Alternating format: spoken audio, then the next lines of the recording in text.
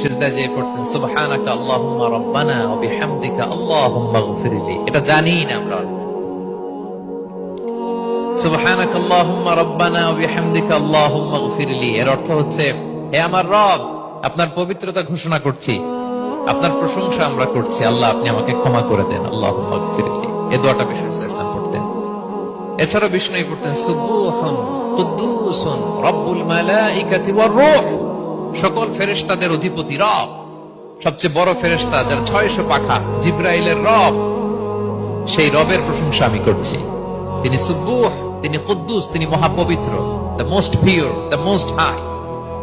এভাবে বিষ্ণু ইসলাম আল্লাহর প্রশংসা করতেন। তিনি আরো পড়তেন আল্লাহুম্মা গফিরলি যুনুবি কুল্লাহ দিক্কাহু ওয়া জুল্লাহ আউওয়ালাহু ওয়া আখিরাহ আলানিয়াতাহু ওয়া সিররাহ। আল্লাহ আপনি আমার গুনাহ মাফ করেন, ছোট গুনাহ, বড় গুনাহ, প্রকাশ্য গুনাহ, গোপন গুনাহ, ইচ্ছায় করেছে যে গুনাহ, অনিচ্ছায় করেছে যে গুনাহ, আল্লাহ সব গুনাহ আপনি মাফ করে দেন।